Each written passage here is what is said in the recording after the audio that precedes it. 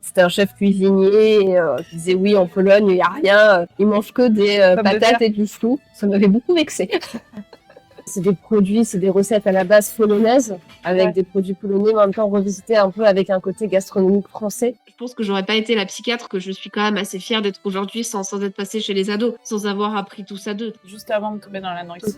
J'étais quelqu'un de super gourmand. Et au final, en fait, quand ça te tombe dessus, c'est pas un choix finalement. On dit que c'est la maladie du contrôle, mais au final, tu contrôles rien en fait. J'ai été végane pendant 2 ans. Je traînais déjà pas mal sur les sites féministes, sur les sites un peu engagés. Comme beaucoup de luttes se rejoignent. En fait, il y a eu plein de facteurs qui ont fait que je me suis remise à manger des œufs, des produits laitiers et du poisson. Le seul endroit où je suis tentée par la viande, c'est en Pologne justement. Enfin voilà, le seul écart que j'ai fait, c'est en Pologne, un bouillon de poule, enfin comme le faisait ma grand-mère. Et ça, ouais, ça me donne envie parce que c'est très lié, encore une fois, aux souvenirs de vacances, à tout ce vécu-là, cet attachement. Hello tout le monde, bienvenue dans un nouvel épisode de Papote et Popote. Aujourd'hui, on se retrouve près de Châtelet-Les-Halles pour aller tester un restaurant polonais avec Nela, que vous connaissez peut-être, qui a un compte Insta que j'adore, qui s'appelle Dr Nela Psy. J'ai trop hâte de la rencontrer, ça fait pas très longtemps qu'on se connaît. J'ai découvert son compte Insta récemment et je me suis dit que ça serait intéressant d'aller papoter avec elle pour avoir son histoire perso, mais aussi sa vision de psychiatre. Si vous me rejoignez sur cette vidéo, moi c'est Caroline Lapetini sur les réseaux et je teste des restos en compagnie d'invités qui me parlent de leur rapport à l'alimentation. Donc si vous aussi ce sujet vous intéresse, n'hésitez pas à me contacter. Ce sera avec grand plaisir que je viendrai papoter avec vous. Et aussi j'ai remarqué quelque chose, c'est que il y a pas mal de gens qui regardent mes vidéos sans être abonnés à la chaîne. Donc ça c'est pas du tout normal. Si vous aimez mon travail, n'hésitez pas à vous abonner. Ça demande juste d'avoir un compte sur YouTube. Et c'est gratuit, n'hésitez pas à soutenir. Je fais ça totalement bénévolement. Si vous voulez participer, diffuser des messages tels que les messages que je diffuse, n'hésitez pas à vous abonner. Ça soutient beaucoup mon travail. Merci.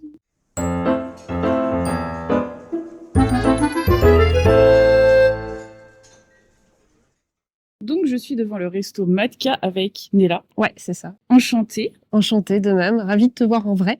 Ah oui, moi aussi. J'aime bien tes petites vidéos humoristiques et tout. C'est gentil, merci. Sur les parties du cerveau. Je vous conseille d'aller voir ça sur Insta, c'est très rigolo. Les gens ont bien aimé celle-là, ouais. On a hâte de voir la suite. Merci. Du coup, pour ceux qui ne te connaissent pas, est-ce que tu veux te présenter ? Donc moi, je suis Nela, je suis entre plein d'autres choses psychiatre. En tout cas, c'est comme ça que tu es tombée sur mon contenu. Ouais. Donc effectivement, je suis assez passionnée, j'aime beaucoup ce que je fais. Et du coup, j'ai décidé de créer une petite chaîne Insta où j'essaye de faire de la psychoéducation, mais aussi militer un petit peu pour une psychiatrie un peu plus moderne et bienveillante, déstigmatiser un petit peu tout ça. Et je m'intéresse aussi beaucoup à la relation médecin-personne soignée. Ok. Du coup, t'es la deuxième psychiatre que j'interviewe. Parce que j'ai eu Camille. J'avais vu ta vidéo, ouais. Voilà. Donc c'est chouette. J'aime bien. T'aimes bien les psychiatres ? Je sais pas. Non, mais moi, j'ai failli faire ça. Je me suis posé la question. Mais finalement, j'ai pas fait ça. Mais... T'as fait quoi, du coup, toi ? Je suis anapathe. D'accord. Ouais. Totalement un autre plan du truc où on n'a pas trop de relations. C'est différent, c'est autre chose, ouais. Parce que, c'est intense. Ça, j'imagine bien. Non, mais pour toi. Je pense qu'elle n'a pas tout. Enfin, je sais pas, je pense que t'es confrontée quand même à des choses un peu difficiles, même si c'est pas. C'est plus facile de mettre une barrière. Certes. Quand tu vois pas la tête de la personne. Certes, c'est vrai. Mais du coup, on va aller tester Matka.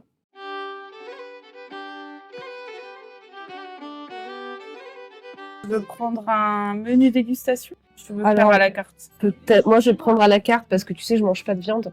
Ah oui. Alors, j'ai pas pris l'option la plus facile. J'ai pas choisi la facilité. Je vais essayer de resto. Il y a pas beaucoup de trucs sans viande en fait. En fait, après moi, j'adore les pierogies. C'est vraiment quelque chose de très typique en Pologne. T'as que ça en fait. Mais bon, voilà, j'espère qu'ils sont bons quoi. Un peu il devrait en avoir, je pense que c'est assez demandé. Donc je pense que je prendrai entrée plat et puis éventuellement un dessert. Et puis si t'as envie qu'on le partage pas, peu importe, moi j'aime bien. Ouais, d'accord. Alors qu'est-ce que tu vas prendre ? Dans les entrées, il y a que 2 choix. Ah non, œuf de truite, tu manges pas ? Si. Moi, je mange du poisson mais pas de viande. Ah d'accord. C'est toute une histoire. Mais je pense de la tartelette aux champignons. J'aime bien les champignons. Ouais, elle a l'air pas mal. J'aime bien les champignons. J'hésitais avec la soupe au levain. Quand t'étais petite, tu mangeais de la viande ? Ouais. Toi, tu sais ce que tu prends, du coup. Moi, je pense que je prends les tartelettes champignons et les pierogies, ouais. Ouais. Pierogi. Si je parle. Et la soupe et le vin, c'est un truc classique polonais ou... Alors, oui, en fait, faut savoir qu'en Pologne, on mange toujours, enfin pas toujours, mais beaucoup de soupe en entrée. En fait, Ouais. moi, même, puis ma maman, elle a toujours cuisiné comme ça. Et alors, ma grand-mère, n'en parlons même pas, les soupes de ma grand-mère, c'était quelque chose. Mais oui, il y a toujours cette... Tu me conseilles alors, du coup, la soupe? Oui, C'est pas oui, mal. là, tu seras vraiment dans quelque chose De typique. de typique avec la soupe en entrée, ouais. Bah, je vais prendre ça et du coup, si je peux goûter un petit bout de ton tartelette. Pas de Sauf que souci. sinon, j'aurais pris la tartelette. Mais j'ai bien envie de tester la soupe aussi. Et puis en plat, je sais pas ce que... J'hésite entre le chou farci et la canette. Le chou farci, tu seras vraiment aussi dans du typique. Bon, tout ça, c'est assez typique. Ouais, je vais prendre le chou farci, allez. De toute façon, il faut bien choisir. Puis après, le dessert, on verra. Mais tu m'avais bien vendu le gâteau aux pommes, là. Alors, Tu m'as dit que c'était un peu le truc incontournable. le dessert, ce que je te proposerais, enfin, ce qui serait bien, peut-être, c'est qu'on prenne un de chaque. Ah Tu sais, ouais. qu'on partage. Ouais, carrément. Là, Ah oui, carrément. on est vraiment, je crois, dans les deux gâteaux que je préfère. Bah, c'est vrai que l'autre, il a l'air pas mal aussi. Hein.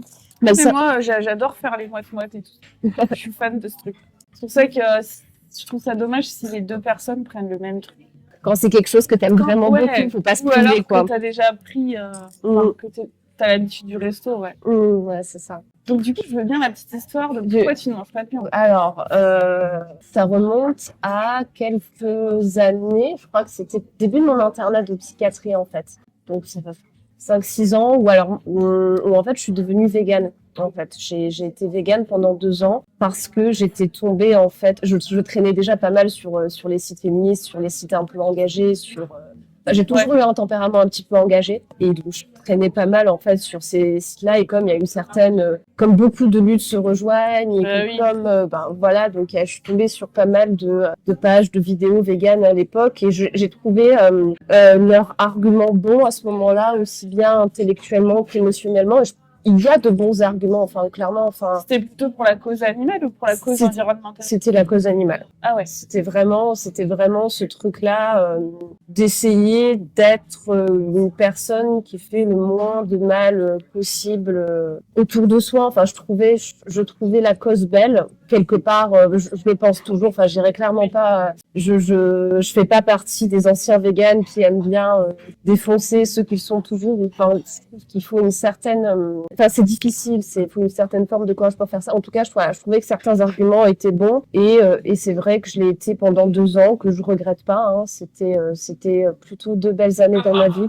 Pour tout un tas de raisons. Et puis après, en fait, il y a eu plein de facteurs qui ont fait que je me suis remise à manger des œufs, des produits laitiers et du poisson. Déjà à l'époque, j'étais en couple avec quelqu'un qui mangeait de la viande, en plus qui avait un enfant. Donc c'est vrai que tant qu'on est un peu dans un microcosme de vegan, il n'y a pas trop de manque, quoi. Mais à partir du moment où tu te retrouves à nouveau face à des produits quand même que t'aimes bien, tu sens plus l'effort et moi j'ai jamais été très douée pour la restriction donc forcément il y a ça. Il y a le fait aussi que ça reste difficile sur tout un tas de registres et que t'es quand même très à contre-courant et que forcément au bout d'un moment quand tu nages à contre-courant tu t'épuises. Et puis après le poisson, c'est quand je suis rentrée à Marseille parce que du coup je suis Marseillaise. Je suis polonaise de naissance et marseillaise par mon vécu et c'est vrai qu'il y a ce truc où l'alimentation c'est hyper corrélé à l'identité mine de rien parce que quand j'ai fait mon internat en Bourgogne et honnêtement sans méchanceté pour les Bourguignons que j'adore c'est aussi une partie où je suis attachée mais c'est vrai que je peux très bien passer une vie sans manger de bœuf bourguignon, il y a pas, tu vois, c'est pas lié à moi. Par contre, effectivement, quand je sentis les odeurs de poisson sur le vieux port, enfin, tu vois, tous ces plats vraiment marseillais à base de poisson, là, ça me donnait trop c'est envie. marrant Il y avait parce ce que truc, l'odeur de poisson, c'est pas ce qu'il y a de plus ragoûtant. Ah, moi, Mais je peux t'assurer qu'il y a une des odeurs que je préfère. Tu vas sur le vieux port un samedi matin et t'as le marché aux poissons. Ouais. Et c'est quelque chose, mais c'est parce que j'ai grandi avec ça, ouais. Et t'as grandi en Pologne ou en France? J'ai grandi en France. En fait, je suis née en Pologne et puis Mon père, il est chercheur, il est professeur universitaire et du coup, en fait, c'est un métier qui bouge un peu beaucoup. Ouais. Il bouge beaucoup quand ils sont jeunes et puis après, il a eu un poste fixe à Marseille, donc c'est fixé là-bas. Donc voilà, si mes petits Ah, premières... donc t'as grandi à Marseille. Depuis l'âge de 6 ans, ouais. Ah ouais, Je suis marseillaise d'adoption.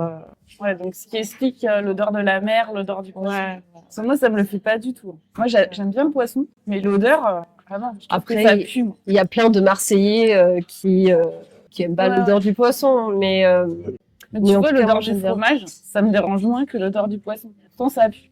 Et du coup, tu manges du poisson? Ouais, je mange du poisson. Après, c'est pas ce que je raffole, mais Mhm. j'aime bien. Après, il y a des produits de la mer que j'aime pas, style Mhm. les huîtres crues, enfin, tous les coquillages un peu... J'adore ça, Ouais. moi, les huîtres. Je pourrais en manger des douzaines et des douzaines, ouais. Pour continuer un peu la petite anecdote marrante, le seul endroit où je suis tentée par la viande, c'est en Pologne, justement. Ah oui, Parce que il y a vraiment ce truc, tu vois, au niveau de la charcuterie, au niveau, ben, justement... Enfin voilà, le seul écart que j'ai fait, c'est en Pologne, un bouillon de poule, enfin comme le faisait ma grand-mère.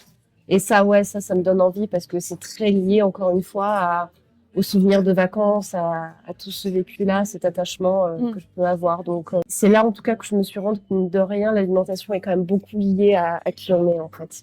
En tout cas, qui on est influence notre alimentation Oui. plus dans ce sens-là. Quoi. Si on n'a pas de trouble du comportement alimentaire. Complètement. Parce que quand tu rentres dans les troubles de comportement alimentaire, Bien sûr. c'est facile de dire ouais, moi je suis fit, alors tu vois, je mange sainement, c'est mon identité. Oui, ça, j'aime pas non, mais tout ce discours. Mais oui. je vois ce que tu veux dire au niveau identitaire. Oui, tout à Quand fait. t'as que ce rapport émotionnel, un peu, Oui, non, c'est ton héritage familial, quoi. C'est plutôt ça. C'est complètement. Oui, non, c'est maladroit ce que j'ai dit dans le sens où oui, non, c'est pas maladroit. C'est juste qu'il y a une limite, quoi. Oui. Puis c'est pas parce qu'on a un TCA qu'on est que son TCA Ben ou qu'on se définit par son TCA. Je vois tout à fait ce que tu veux dire. Oui. Et du coup, pour le côté arrêter d'être végane, c'était pas du tout motivé par des questions de santé. Enfin, au niveau de ta santé, il n'y avait pas d'alarme. Non, peut-être qu'il y en aurait eu après. Parce que tu avais quelques années supplémenté en B12, tu avais fait tous les trucs qu'il fallait faire. Oui. Puis j'avais une alimentation très variée, très bonne. Je cuisinais peut-être plus que je pense aujourd'hui, que, forcément, parce que donc non, c'était vraiment pas ça. Après, peut-être que la tentation qui est revenue vers des choses plus carnées, c'était peut-être une alarme aussi de mon corps. Je sais pas, tu vois. C'était pas conscientisé comme ça à ce moment-là. Il y a aussi eu le fait que, finalement, après, je me suis, il y a des véganes qui sont devenus critiques et puis je suis tombée aussi sur l'argumentation un peu plus nuancée sur le fait que, oui, ces arguments, ils étaient quand même plus critiquables que ça. Par exemple, tu vois, sur les surfaces agricoles qu'on pourrait utiliser pour nourrir les humains, en fait, pas forcément, parce que les surfaces agricoles qu'on utilise pour donner de la nourriture aux animaux, on pourrait pas forcément mettre des cultures pour les humains à la place, tu vois, enfin, tout un tas de trucs comme ça. Et aussi, un peu, ce qui m'a déculpabilisée, c'est que, finalement, même dans les pays occidentaux, alors je t'avoue que je pourrais pas te faire un cours de géopolitique et mais qu'en fait, tu pourrais pas si facilement te passer de l'agriculture animale autant que ça. Après, je continue à ne pas manger de viande un peu plus symboliquement pour quand même en avoir encore quelque chose à faire. Parce que du coup, t'es pas redevenue omnivore, t'es redevenue végétarienne quand même. Je mange du poisson. Du coup, tu vois, végétarienne donc et des œufs. Donc tu vois, oui. Et du fromage. Mais ça n'a pas beaucoup de sens parce tu vois, un poisson, c'est un animal au même titre qu'un poulet. Ça pas... Le fromage, en fait, quand tu le regardes, c'est la présure. Complètement. Donc, en fait, finalement, si tu veux vraiment faire la cause animale, c'est être végane qu'il faut faire. Enfin, moi, ce qui arrive à me dire, non, te lance pas là-dedans, c'est que, en fait, c'est pas le fait de... Enfin, ok, il y a les animaux, mais en même temps, dans la nature, tu as des animaux qui mangent d'autres animaux. Donc, en fait, moi, ce que je critique, c'est plutôt le truc, l'industrie animale qu'il y a derrière. Donc, en fait, la volonté de faire du business sur ça. Parce que si tu étais dans ta ferme, tu tuerais que ce que tu as besoin. Tu mangerais... ce ne serait pas le truc intensif avec des abattoirs dans des conditions, ou des poules élevées dans des conditions pas possibles. Moi, ce que je trouve, c'est pas le fait de tuer les animaux, c'est tout ce qu'ils ont avant, en fait. C'est comment ils comment ils sont traités avant d'être abattus, en fait. Déjà comment ils sont abattus, Ouais. des fois, c'est critiquable, mais comment ils vivent avant? Et c'est ça le pire.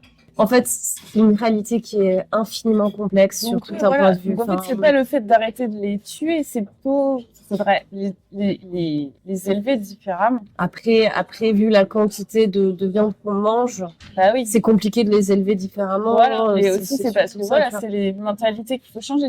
Faudrait que les gens, ils en mangent moins, qu'ils en aient moins besoin, mais ouais, c'est...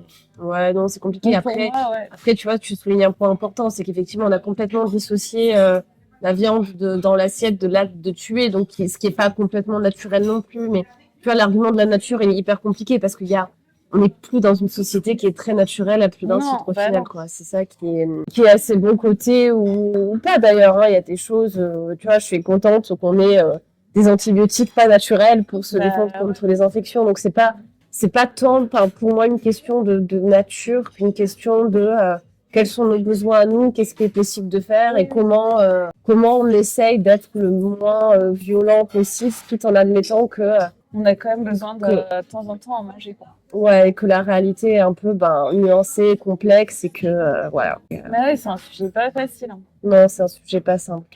Maintenant, tu es pesco-végétarienne. C'est ça. Et ça va, tu le vis. Ouais. Bah ouais, parce que du coup, tu vois, cette espèce de sensation de manger quand même de la chair, je la retrouve bien. J'aime beaucoup le poisson. Je suis pas spécialement attirée par la viande ou par les... Oui. Du coup, pourquoi t'as choisi ce resto? Pourquoi j'ai choisi ce resto? Alors du coup, c'est mon frère qui m'a un peu aiguillée parce que comme je suis pas parisienne et que lui, il habite à Paris, j'avais, je me demande s'il connaissait quelque chose des pays de l'Est en fait et je sais pas, j'avais alors peut-être comme je suis pas allée en Pologne depuis un peu plus d'un an maintenant, je sens qu'il faut que j'y retourne, que je me reconnecte un petit peu à cette partie-là de moi. Et c'est des recettes à la base polonaises avec des produits polonais, mais en même temps revisiter un peu avec un côté gastronomique français. Je trouvais que ça me correspondait bien. Voilà, tout simplement. Et à Marseille, t'en as des restos polonais? Non, pas à ma connaissance. Non, c'est vrai que Paris offre un peu une possibilité ouais, mais pourtant Marseille, c'est une grande ville, ils sont peut-être trop au sud. Ouais, voilà, trop par rapport à Paris. Et pas spécialement une communauté polonaise très importante. Il y en a, mais pas spécialement. C'est pas trop ces cultures-là qui sont venues s'installer à Marseille, mais donc c'est pour ça que c'est vrai que je pense qu'il y a pas trop. Alors il y a des épiceries, il y a une épicerie ou deux de produits polonais, ça oui. Et en tant que mangeuse, est-ce que tu as un adjectif que tu aimes bien, que tu pourrais trouver pour te qualifier? Compliqué. Enfin, gourmande sans doute, mais je mange avec plaisir et besoin. J'ai pas d'adjectif comme ça qui me vient, mais régulière. Voilà, régulière. Moi, je fais partie des gens qui ont besoin de leurs 3 repas par jour. Ouais. Je fais partie des gens qui commencent à être un peu désagréables quand arrive une certaine heure et et qu'il faut manger. C'est voilà, un peu comme les gremlins qui deviennent enfin voilà, ouais, j'aime bien, mais comme un peu dans le sommeil, comme j'aime bien avoir mon rythme. Ouais, j'aime bien avoir mes 3 repas par jour. C'est important. Et du coup, l'alimentation, ça a une place importante dans ta vie ou pas spécialement? Ça a une place importante dans la vie de tout le monde, je pense. Ouais, après, il y en a, tu vois, qui accordent moins d'importance Ils se nourrissent parce qu'il faut se nourrir, ils vont pas chercher le bon ingrédient, la recette. Oui, quand même, j'aime bien, tu vois, j'aime bien manger des choses qui sont bonnes, qui sont cuisinées, tu vois, Ouais, c'est ça, tu recherches un peu... Je recherche à ce que ça soit bon quand même, ouais. Enfin, après, voilà, si je suis à la gare, je vais acheter un sandwich, tu vois, mais je fais partie des gens qui aiment bien cuisiner, alors sans cuisiner magistralement, hein, franchement, vraiment pas, mais j'aime bien me faire à manger, j'aime bien ça. J'aime bien recevoir, j'aime bien aller au resto, enfin, c'est quand même cool, les couleurs, les odeurs, oui, j'aime. Oui, je pense à une place importante dans ma vie quand même, ouais, complètement.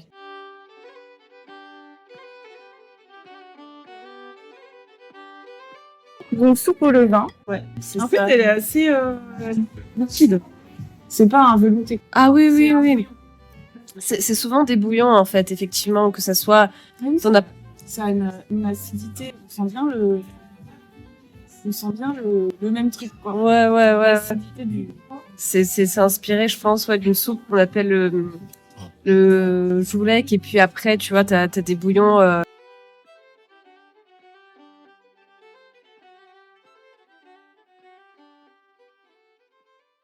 T'as des bouillons poules, du coup, t'as des soupes.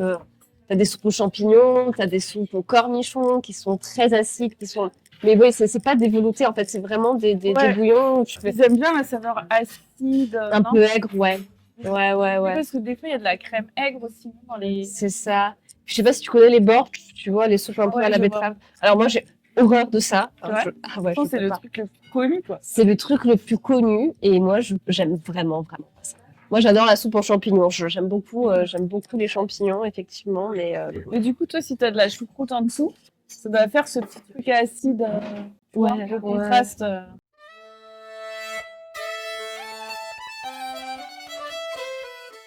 Je vais couper déjà, vous voyez l'intérieur. Ah oui, oui. c'est bien riche en viande. Hein. Un petit peu de chou et... C'est Ah oui, il y a bien, du riz aussi. c'est bien copieux comme un peu à la polonaise, hein, clairement. La polonaise, c'est assez mastoc, c'est assez... Alors ouais, attends, ouais, je te filme en train de manger. Ouais, parce qu'une fois, j'ai fait ça dans une autre vidéo et je me suis brûlé la langue. Ah, Et après, pendant 3 jours, la langue, j'avais des cloques, quoi. C'était horrible. Ouais, ça va. ça te plaît? C'est très bon. Mais en fait, tu vois, même toi qui es végé, il y a tellement de riz que le goût de la viande, il est super léger. Non, mais ça a l'air chouette. Ouais. Bon, mais c'est émouvant pour moi d'être là. C'est vraiment. Bah oui. Et tu vois, il y a ce truc aussi où quelque part on se fait vraiment il y a beaucoup de clichés sur les pays de l'Est et je trouve ça chouette qu'il y ait des gens qui fassent un resto un peu Ouais. pour montrer aussi Ça peut être qu'on mange raffiné, bien tout ça, et que voilà, après voilà, ils rajoutent un côté raffiné, mais c'est vrai que la cuisine polonaise, c'est vraiment une cuisine simple, riche, copieuse, de grand-mère, avec des produits, voilà, c'est très brut et... En fait, c'est la même chose, mais sans le goût de crevette. Oui, les chips de crevettes. Ouais. Enfin, ça ressemble. C'est quoi les clichés, du coup, sur la cuisine polonaise, alors? Parce que moi, je connais pas. Moi, une fois, j'avais entendu un podcast, alors c'était un chef cuisinier qui disait, oui, en Pologne, il n'y a rien, ils mangent que des patates et du chou. Ça m'avait beaucoup vexé.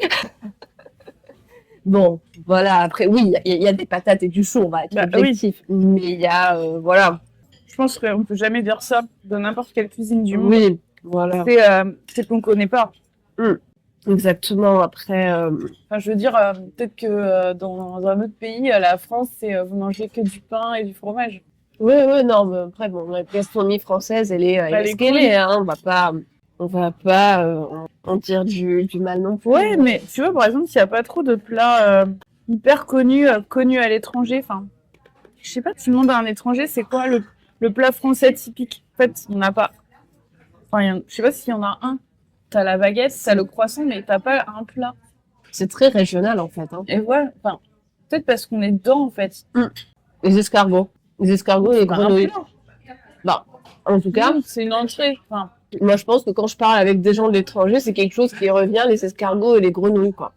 Alors qu'on en mange, finalement... Mais ça fait pas très envie, enfin. Je veux dire, pour les étrangers, tu vois, c'est pas le truc que tu vas leur... Enfin, imagine, t'as un invité qui n'est pas français, là, il vient la première fois en France, tu vas lui faire ça pour lui donner envie. Tu vas lui faire autre chose. Non, mais je parle, mais tu vois, par exemple, j'ai des amis polonais qui sont venus à Paris, là, il y a un mois, ils vont absolument goûter des escargots, quoi. Du coup, on est allé dans un bouillon, c'est ça, ouais, bon, du coup, on est là-bas, bon, voilà, ils ont goûté des escargots, bah, finalement, on n'aime pas trop, bah. C'est vous qui avez envie d'aller là, hein. Je ne sais pas. Bon, après, il y a un côté un peu traditionnel aussi, chouette dans les bouillons, quoi. Tu vois, je comprends qu'ils aient une envie de... Après, t'as d'autres endroits pour manger des escargots que les bouillons. Oui. Après, les bouillons, c'est bien, mais c'est assez cantine. En tout cas, ils avaient envie d'y aller, écoute. Je me fais jamais Il y a des escargots. rarement des gens qui mangent. Enfin, oui, enfin, c'est rare. Enfin, Bah, au fait, peut-être. oui, À c'est Noël. ça. C'est pas le plat de tous les jours typique des gens, quoi. C'est comme on se balade pas tous en béret, quoi. En tout cas, c'est super bon. Vraiment. Moi, je suis contente que ça te fasse. Je remercierai mon frangin Ouais. pour ce choix. Tu lui demanderas si c'est déjà venu. Mm. Du coup, après, dans ton histoire perso avec l'alimentation, Ouais. donc t'as essayé de perdre du poids ou volontairement? Après ma relation, ouais. Du coup, t'as fait quoi? J'ai rééquilibré un peu mon alimentation à ce moment-là. Quand quelqu'un ramenait des croissants, des conneries au boulot, je les prenais pas. J'ai pas fait un truc trop drastique, hein. Ouais. Et pourtant, j'en ai entendu des conneries, hein. J'ai entendu au dîner ne mange que 3 pommes ou ne mange qu'un yaourt. Je pense qu'il non, je ne vais pas tenir si vous donnez que 3 pommes ou un yaourt. De toute façon, ça c'est pas. Mais après, on a tous des besoins différents et j'imagine qu'il y a peut-être des gens qui n'ont pas faim en mangeant ça. Ouais. Mais c'est ça qui n'est. N'oubliez pas qu'avoir faim est normal. N'oubliez pas Mais, qu'avoir faim nécessite de manger. mais moi, je supporte pas cette sensation de ventre vide. Je Mm. peux pas. Je déteste ça. Enfin, c'est un truc. J'ai mal à la tête. Je me sens pas bien. Ouais. Ça, voilà. Et puis à ce moment-là, j'ai fait beaucoup de sport, énormément. Et puis j'ai perdu assez vite. Et je me suis calmée. J'avais, tu vois, en plus le discours un peu des gens qui disent ouais, le sport c'est trop bien, j'en ai besoin pour mon équilibre. J'ai eu ce discours pendant 2-3 mois. Et après, j'ai repris en fait une alimentation un peu saine. Je pense que Mais t'as repris du poids après ou pas? un petit peu, mais pas énormément. Mais en fait, ce qui t'avait fait prendre du poids, c'était surtout une alimentation émotionnelle. C'est ça. Si tu règles ça, tu perds naturellement. En fait, je pense aussi que quand j'étais dans cette relation, enfin, qu'il y avait une hygiène de vie qui n'était pas la mienne. Oui, une fois que j'étais sortie de ça, effectivement, il y avait pas enfin, j'ai supprimé la cause qui me faisait prendre, en fait. Donc c'est pour ça que j'ai pas repris. Et après, le sport, le truc, voilà, qui est peut-être un peu compliqué aujourd'hui, tu vois, c'est boulot.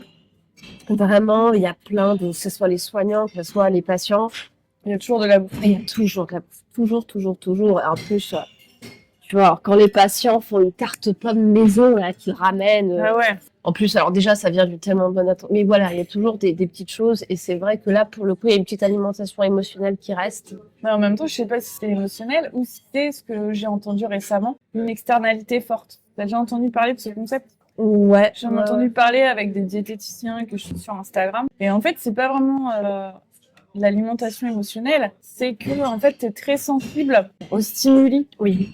En fait, parce que je veux dire, normalement, c'est pas forcément une alimentation émotionnelle, mais si chaque jour t'as un plat délicieux qu'on te met devant le nez et que c'est pas le même, bah du coup, c'est normal d'avoir envie de le goûter. Si tous les jours on te ramène le même truc, au bout d'un moment, tu vas dire bon, c'est bon, j'en ai mangé hier, ras-le-bol de ce truc-là, j'arrête. Mais en fait, si à chaque fois t'as un truc un peu différent ou C'est tu vois, vrai. moi, je trouve ça normal de pas arriver à se restreindre. Je pense qu'il y a un peu des deux. Je pense que quand même, enfin, comme tu disais un peu Ouais, au il y a un peu départ, des deux, c'est vrai que dans une même journée, tu peux entendre des récits pas faciles et Ouais. des gens qui sont dans leurs symptômes. Donc, du coup, des fois, qui peuvent être un peu à cran, qui peuvent être un peu anxieux, qui peuvent être un peu, putain, j'ai vraiment, enfin, voilà, comment dire ça? Qui peuvent être un peu, enfin, pénibles et pas parce que c'est de leur faute, tu vois, mais Oui. parce que tu vois, enfin, Comme voilà. tes enfants, tu sais. Voilà, Des fois, ils sont pénibles, c'est mais tu ça, les aimes. mais voilà, tu vois, je dis ça avec énormément de Oui, bienveillance pour les patients. Donc forcément, je pense que oui, le petit chocolat ou le petit croissant, il fait quand même plaisir après Oui, tout ça. Et oui. puis c'est vrai qu'il y a une convivialité aussi. Enfin moi, et puis moi, je suis contente aussi d'avoir créé un lieu, enfin d'avoir créé avec l'équipe, on a toutes créé ensemble un lieu convivial en fait, où du coup il y a cette convivialité qui est là parce que du coup ça crée du lien, de la connexion entre les gens et qui est pour moi le meilleur médicament qu'on ait en psychiatrie, hein. Enfin, donc voilà, que les gens ramènent des gâteaux et voilà, en fait Ça veut dire c'est que cool, ça quoi. marche, quoi. Ça veut dire que ça marche. Donc oui, il y a.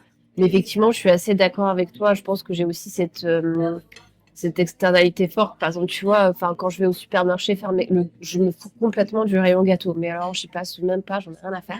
Par contre, effectivement, si tu me poses devant moi, je sais pas, des madeleines, des trucs comme ça, oui, Si là, t'as je vais la avoir petite envie. dame qui fait son stand Ah bah ouais. dégustation de produits du Ouais, terroir. coffre, ah ouais, non, mais oui. Ouais, je vois bien. Oui, je pense que oui, je suis sensible, voilà. Enfin, Les apéros dînatoires, c'est toujours moi la première. Des fois, je suis même surprise, tu vois, de la capacité des gens à se retenir de manger, quoi. Moi, quand il y a un apéro dînatoire, j'aime bien ça.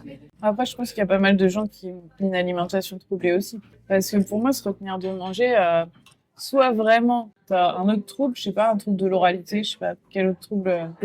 Soit t'as un rapport troublé, ou soit vraiment t'as pas faim, mais vraiment, faut vraiment pas avoir faim, quoi. Enfin, limite, tu sors d'un resto.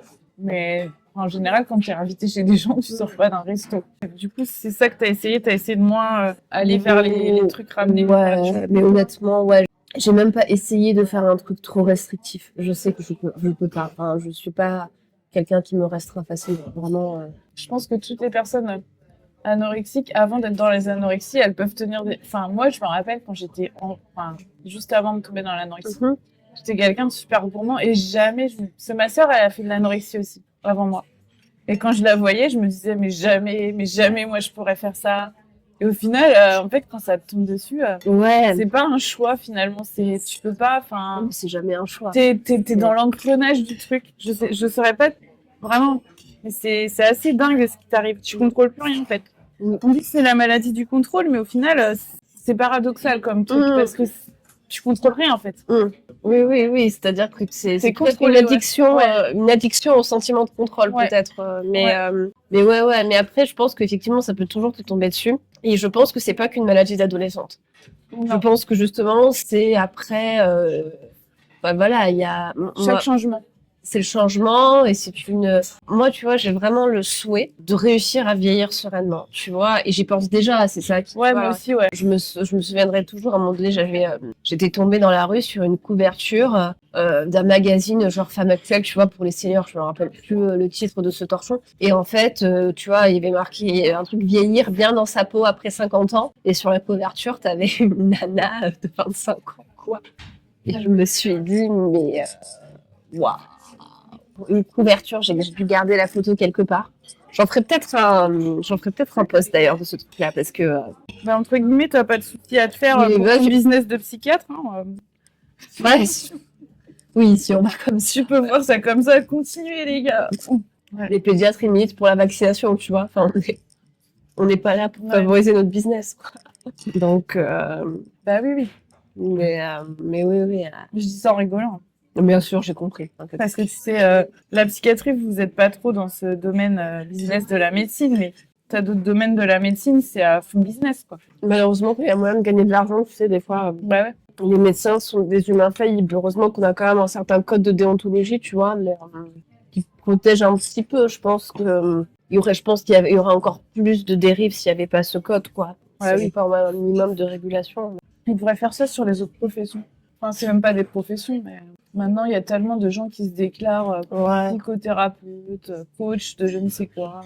Après, tu vois, dans ces gens-là, il y a du bon et du mauvais. En fait, des fois, il y en a plein qui racontent n'importe quoi. Et puis après, il y a ceux qui, du coup, se sont formés de la manière la plus récente possible, qui, du coup, ont un tel besoin de légitimité qu'ils compensent par énormément de formation. Du coup, qui arrivent à pas justement dire que des conneries parce que ils arrivent avec toute une formation que finalement, un médecin qui exerce depuis 30 ans, qui a pas fait sa formation continue, n'a pas.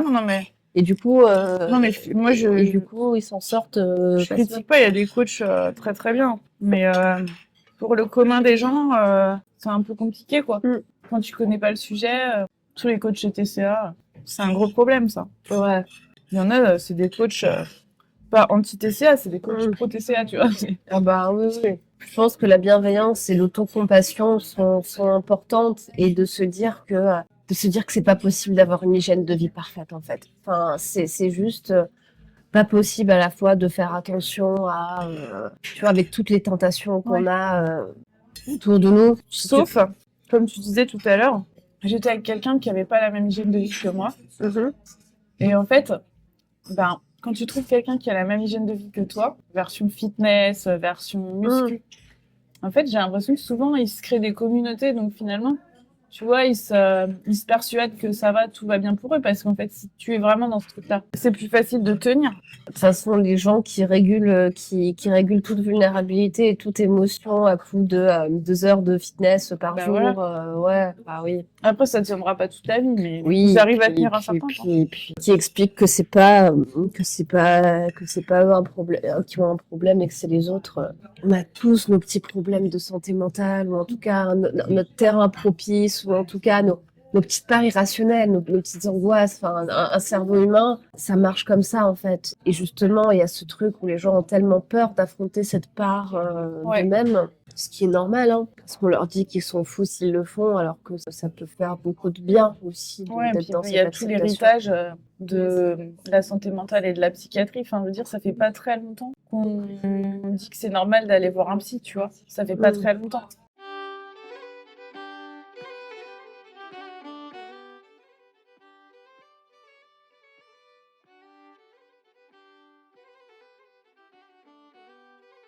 Déjà découpé. Donc ça, c'est un genre de cheesecake, non? C'est ça? Ça fait fromage. Oui, il n'y a pas Alors, de... ouais, mais tu...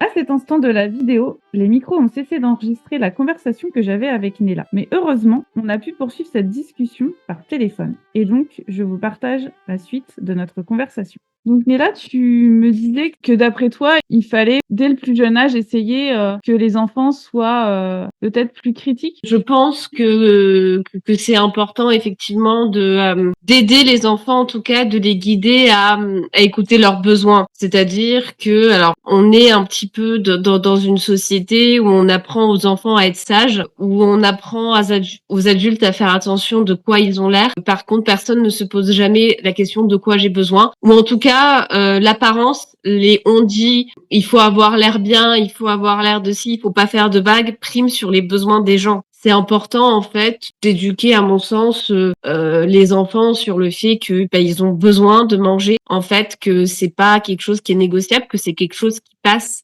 avant tout. Voilà. Alors après, effectivement, de leur faire découvrir le plus de choses possibles au niveau de l'alimentation selon les moyens qu'on a, parce que pas tout le monde n'a les mêmes moyens, et ça c'est une réalité. Tout le monde ne peut pas aller acheter des brocolis bio à ses enfants. Et c'est aussi important à dire. Une des questions que posent le plus les enfants, c'est pourquoi. Et en fait, les enfants ne posent pas cette question pour rien, parce qu'ils veulent vraiment savoir pourquoi. Et la pire réponse qu'on puisse leur apporter, je pense. Alors après, attention, c'est dur d'élever des enfants, etc., etc. Enfin, ça, je conteste pas ça. Mais effectivement, c'est de répondre à leur pourquoi et de se dire, OK, est-ce que la règle qu'on m'impose, est-ce qu'elle a du sens? Est-ce qu'elle en a pas? Ça, c'est super important, et de faire quand même des enfants un tout petit peu rebelles. C'est pas grave, quoi. La rébellion, elle protège un peu de tout ce qui est anorexie, je pense. Et du coup, je voulais embrayer sur le fait que, OK, pour ça, mais en fait, quand t'as un enfant qui est en surpoids, ça peut être aussi, enfin, tu vois, dans une démarche de vraiment vouloir bien faire que de faire perdre du poids, enfin, entre guillemets, faire attention. Donc, je pense que c'est dans ces situations un peu frontières où tu vas avoir du mal à poser tes limites. Enfin, même en tant qu'enfant, si on te dit que tu dois perdre du poids, si on te dit que tu manges mal, enfin, c'est compliqué. Après, Après, c'est toujours pareil. Pourquoi est-ce qu'un enfant est en surpoids? Voilà, qu'est-ce qu'il y a derrière? Est-ce que c'est une question de moyens financiers? Enfin, on parle beaucoup du surpoids et d'obésité aux États-Unis, mais c'est pas cher des fast-foods aux États-Unis. Donc forcément, voilà. Est-ce que c'est des questions économiques? Je pense aussi que des gens qui peuvent avoir accès à de l'alimentation de qualité le font. J'ai pas lu les études là-dessus. Peut-être qu'il faudrait d'ailleurs, mais je connais pas une seule famille qui ait les moyens d'acheter des légumes, qui ait les moyens de varier l'alimentation de son enfant et qui ne le fait pas. Ça c'est la première chose. Et puis après, oui, pourquoi est-ce que l'enfant est en surpoids? Est-ce qu'il est dans une alimentation émotionnelle? Et si oui, pourquoi? Qu'est-ce qu'il subit, cet enfant? En fait, moi, je travaille tellement avec une approche informée du trauma que c'est même pas possible pour moi, aujourd'hui, avec tout ce que je sais, avec toute l'expérience que j'ai quand même commencé à accumuler, hein, même si je suis une jeune psychiatre, mais c'est impossible d'envisager pour moi le TCA, que ça soit l'hyperphagie, que ça soit l'anorexie, sous un angle qui est purement diététique, purement de l'ordre de qu'est-ce qu'on mange, à quel moment. Pour moi, il y a quand même une grosse part derrière de raison à cette alimentation, et moi, je vais quand même toujours me demander ce que subit cet enfant et pourquoi. Encore une fois, on en revient au pourquoi il mange autant plutôt que de juste se dire qu'il mange trop, quoi. Donc en fait, les TCA, ils sont pas forcément su, ils sont pas forcément diagnostiqués, ils sont pas forcément conscients. Et comme la société, elle a pas trop connaissance que l'alimentation, c'est pas que une histoire de... Même les médecins, tu vois, il y en a beaucoup, je pense, qui pensent encore à cette histoire de motivation et de volonté, et que si un enfant, il est gros, c'est que... ou qu'il mange trop, c'est qu'il y a juste un problème de contrôle, quoi. Il y a des verbes, en fait, qu'il faut vraiment un petit peu changer dans la prévention. C'est les verbes devoir et les verbes il faut. Et en fait, comme me l'a fait remarquer très justement d'ailleurs une abonnée dans les commentaires, c'est pas quand on veut, on peut, c'est plutôt quand on peut, on veut. Ouais, c'est ça, ouais. Et c'est plus dans ce sens-là. Et en fait, la question, c'est plus de se poser la question, pas que, pour l'alimentation et pour autre chose aussi, mais qu'est-ce que la personne en face de moi, qu'est-ce que l'enfant, l'ado, l'adulte, la personne âgée peut faire pour améliorer sa santé? Qu'est-ce qui est possible pour elle? Quel est son besoin? Pourquoi est-ce que des fois les choses ne marchent pas? Moi, je parle en tant que médecin. C'est de se demander, ok, la personne en face de moi, qu'est-ce qu'elle peut faire? Quelle amélioration elle peut faire? Qu'est-ce qui est possible pour elle? Et de petits pas, on avance comme ça, tout en se focalisant sur les raisons que la personne ne va pas bien, parce que de juste être dans de la frustration et du contrôle, il y a toujours un moment où ça va péter. Si ça suffisait de penser comme ça, si ça suffisait juste d'être dans de l'alerte, dans de la prévention, on aurait réglé le problème du surpoids et de l'obésité en France depuis longtemps, ce qui n'est quand même pas le cas. Donc c'est qu'à un moment donné, il faut peut-être faire autrement. Dans cette histoire d'éduquer, d'avoir un esprit à mettre ses limites, à comprendre ses besoins. Il y a aussi le fait que quand on est face à un médecin qui fait argument d'autorité, ça c'est compliqué pour beaucoup de gens, parce que c'est une profession qui a été élevée au rang de elle a forcément raison, alors que je pense qu'il faudrait pas forcément se rabaisser quand on est à la place du patient, et que c'est pas parce qu'on est en face d'un médecin, si ce qu'il nous dit ça nous convient pas ou ça nous parle pas, tu vois, on peut se dire de remettre en question ce qu'il dit, non? En fait, de toute façon, si ça nous convient pas et si ça nous parle pas, ça sert à rien. De toute façon, ce que font les patients la plupart du temps face au médecin, c'est de dire oui docteur, et ensuite ils sortent et ils font ce qu'ils veulent et ce qu'ils peuvent en fait à l'extérieur du cabinet d'un médecin. Et c'est ça souvent, en tant que médecin, on a du mal à comprendre. Et je pense que c'est plutôt à nous médecins de descendre de notre piédestal, qui est agréable et confortable.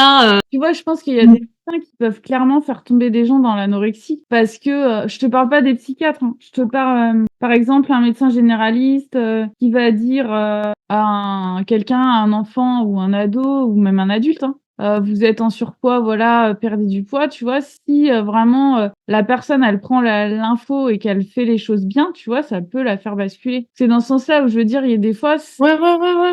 on oublie ses propres limites parce que c'est le médecin qui l'a dit. Oui. Ou à l'inverse, quelqu'un du coup qui serait complète en opposition face à ça, qui n'en écouterait rien, qui ferait ce qu'il peut et ce qu'il veut à l'extérieur. En tout cas, une position autoritaire et pas à l'écoute. Il y a plusieurs façons de se positionner face à ça, dont la meilleure entre gros guillemets, hein, parce que souvent on se positionne comme on peut, hein, encore une fois, hein, mais dont la meilleure serait de s'affirmer face à un médecin. Mais c'est hyper compliqué de s'affirmer face à un médecin. Tellement on a cette position d'autorité effectivement, et je pense que c'est pour ça que d'autant plus nous en tant que médecins, on doit mettre les gens en sécurité. On doit se dire que c'est notre job, c'est notre responsabilité. La responsabilité de la sécurité de la relation pèse sur le médecin, et ça veut dire se mettre d'abord dans une position d'écoute.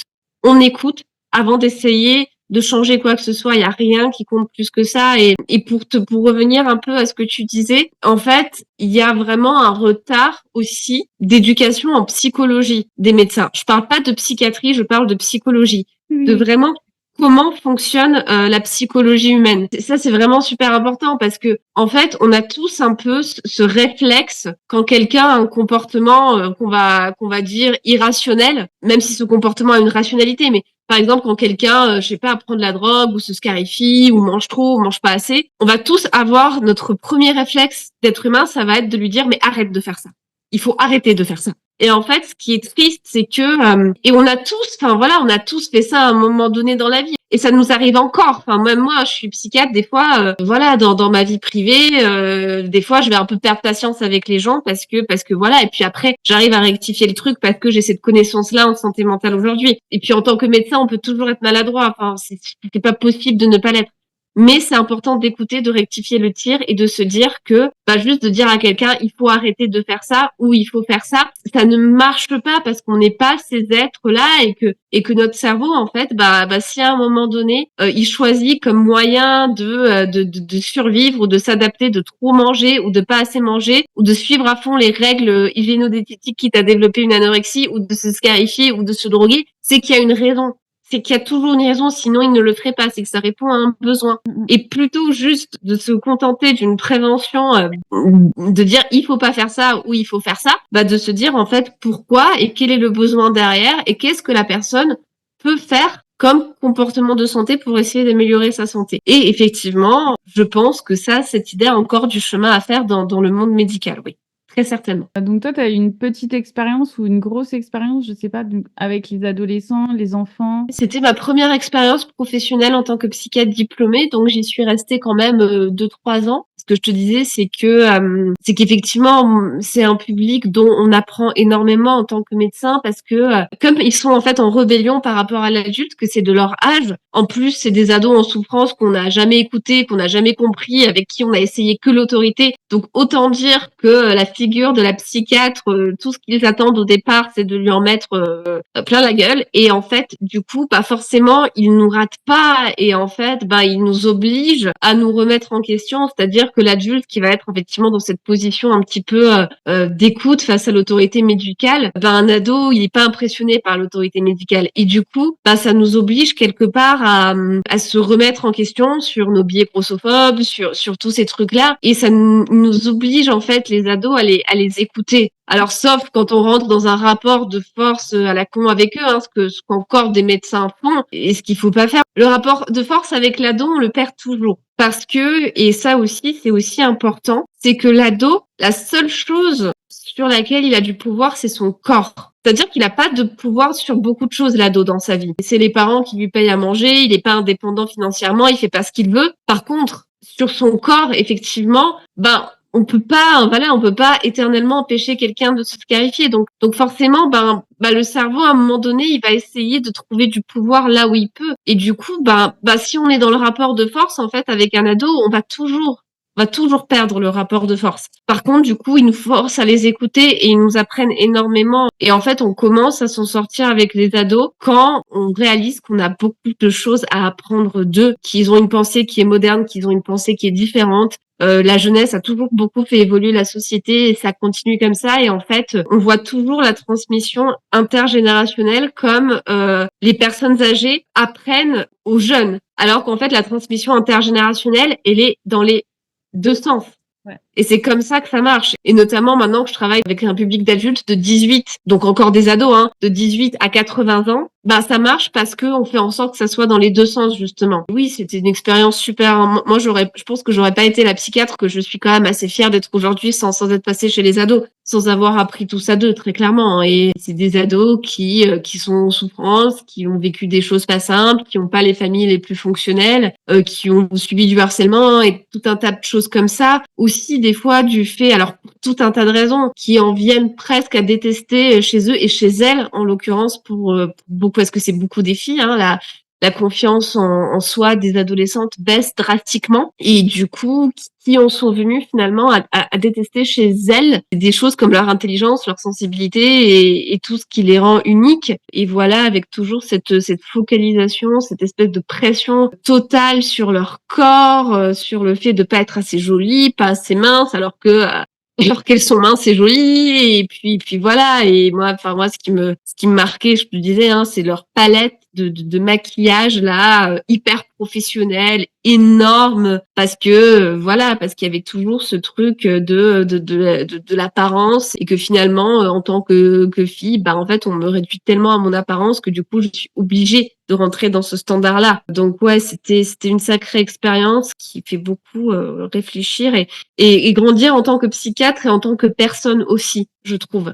Les ados nous apprennent aussi beaucoup sur qui on est intérieurement. Et t'as eu beaucoup d'ados dans les TCA? Il y avait déjà une majorité de filles. Il y avait, alors, pareil, tu vois, on n'est jamais sur le même degré de sévérité. J'avais pas les plus dénutries. Tu vois, il y avait pas de sonde dans mon service. J'avais pas celle qui était comme ça en danger là maintenant tout de suite. Voilà, après, il y avait plusieurs niveaux, on va dire, de sévérité. Mais globalement, ça allait souvent de pair avec des traits de personnalité un peu borderline, des traits un peu traumatiques, du harcèlement, des scarifications, des consommations. Ça faisait un peu partie du package aussi, parce que quelque part, quand on n'est pas bien, c'est pas une accumulation de diagnostics, parce que des fois, on fait un peu peur aux patients avec toute une liste de diagnostics, alors qu'en fait, c'est plutôt plusieurs façons d'exprimer le même problème. Et oui, mais il y en avait très très peu qui avaient un rapport serein avec leur alimentation et avec leur corps. C'était bon, alors on en a parlé, hein, je crois que c'est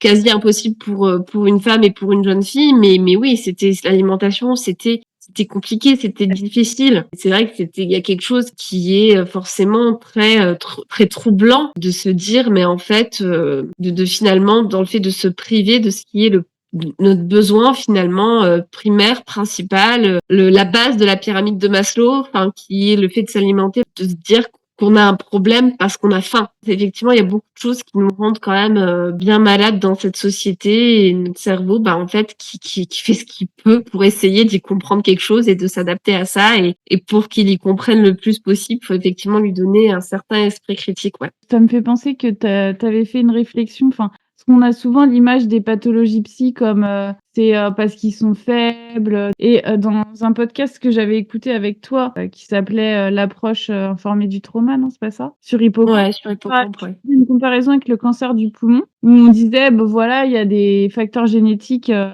pour développer un cancer du poumon. Et du coup, il y a le tabac aussi qui intervient dans l'histoire. Et attends, comment t'avais dit? J'avais dit qu'effectivement, quand on fait de la prévention pour le cancer du poumon, on part du principe que c'est le tabac le problème et pas la vulnérabilité génétique des gens. C'est-à-dire que la vulnérabilité génétique, on s'en fout un peu, on dit à tout le monde d'arrêter de fumer. Alors bon, là pareil, ça encore une fois, faut un peu réfléchir à la façon dont on le dit des fois, hein, parce que là encore, on peut être très culpabilisant et très jugeant, mais en tout cas, tout le monde semble considérer que c'est le tabac le problème.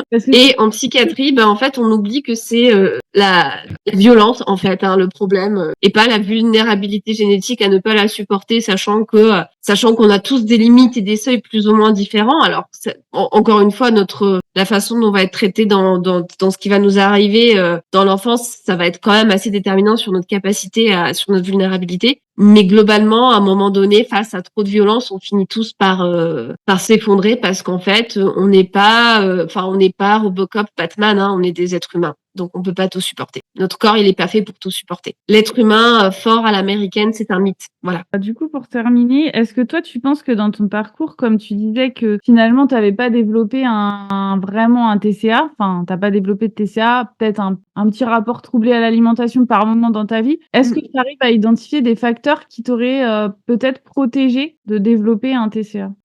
Effectivement, enfin, tu parlais de l'esprit critique aujourd'hui. Moi, j'ai toujours, l'éducation, c'était hyper important. Mes parents avaient un fort esprit critique. C'était des gens qui voyaient vraiment un peu le monde autrement, enfin, qui ont vécu un peu plusieurs vies. Mes parents, ils sont nés un petit peu dans les pays de l'Est à l'époque où il y avait encore le rideau de fer. Donc, ils ont vu, après, ils ont immigré. Donc, ils ont vu le monde vraiment de manière très différente, très variée, sous des multiples facettes. Donc, ils nous ont toujours appris à moi et à mon frère à réfléchir vraiment beaucoup. Je leur dois beaucoup de ça. Puis voilà, moi, c'est vrai que j'ai toujours été très curieuse de tout. Moi, j'ai toujours adoré les histoires. Voilà. Ça, je pense qu'il y a un peu cette partie peut-être innée où ma mère me disait que quand je lisais enfin quand elle me lisait des histoires quand j'étais petite, je voulais jamais arrêter de lire et je pense que quelque part la vie de mes patients, je les vois toujours un peu comme des histoires en fait. Il y a cet aspect-là et puis effectivement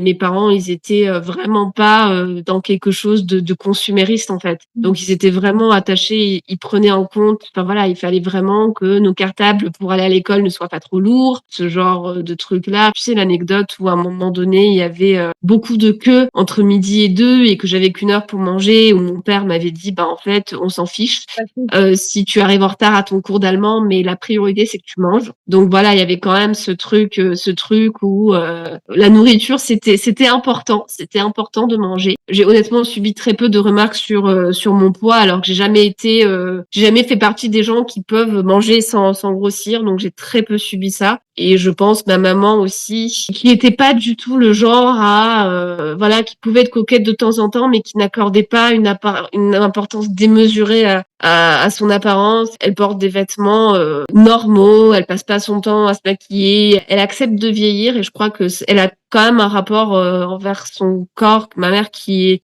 est pas trop mal, donc forcément ça aide et je pense que du coup il y a aussi eu pas mal un peu comme ça moi d'idoles, enfin un truc tu vois tout con auquel j'ai pensé après. Ça va peut-être te faire rire, mais j'étais très fan de Shakira quand j'étais petite, alors qui était dans les standards de beauté. Tu vois, mais qui avait une façon de bouger son corps, de l'assumer dans quelque chose où en fait son corps c'était un partenaire, c'était un allié et moi je trouvais ça génial et c'est vrai que du coup ma mère, tout un tas de figures comme ça ont fait que j'ai quand même toujours eu une bonne relation à mon corps. Moi mon corps c'est oui, c'est mon partenaire, c'est mon allié. Alors peut-être que des fois je vais dire ah là là, il a pris 2-3 kilos mon Dieu, mais au final je vais pas lui en vouloir pour ça parce que je n'en veux pas à mon corps d'exister en fait. Je dis ça avec beaucoup, en ayant conscience sans doute de la chance que j'ai par rapport à ça. Enfin, c'est des facteurs extérieurs. J'aurais été, moi, dans un autre environnement, ça aurait pas été pareil. Ce sont des facteurs protecteurs, en tout cas. J'ai eu des facteurs protecteurs dans ma vie. C'est pas mon mérite. Le facteur extérieur, il façonne aussi ton intérieur quand t'es tout jeune. Bien sûr. Je pense que ça a façonné un petit peu quand t'étais toute petite et du coup, c'est vrai que quand t'arrives à l'adolescence, t'es déjà un peu protégée. Ouais. Bah écoute, merci. Est-ce que tu avais d'autres choses à rajouter, des messages que tu voulais faire passer Là, je crois que j'en ai déjà passé pas mal quand même, mais du coup, c'est bien parce que finalement, ça a pas mal complété ce qu'on a dit au resto. On remercie aussi parce qu'on a été super bien accueillis dans ce resto que tu avais choisi. Ouais. On a vraiment bien mangé. On n'aura pas tous les commentaires sur les plats qu'on a pu manger, mais vraiment, j'ai bien aimé, moi, ce petit resto. Eh bien, merci beaucoup. Merci à toi, c'était très cool. Ouais. C'était super chouette. Merci. Super chouette. Ouais, merci. Parce que du coup, j'en ai regardé quelques-uns quand même. Ah, c'est vrai. Ouais, et je trouve que vraiment, ça permet aux gens de les déculpabiliser un peu sur l'alimentation et de réfléchir à ça. Et c'est hyper important. C'est important. Bah moi, je déculpabilise surtout sur le sujet de l'alimentation. Mais si vous voulez être déculpabilisé de façon générale, allez voir tout. Oui, n'hésitez pas. Bah ouais, parce que du coup, ça les culpabilise sur plein de trucs.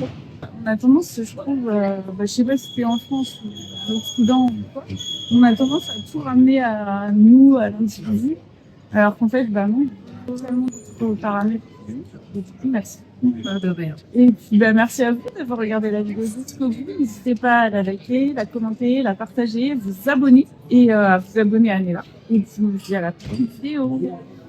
Au revoir.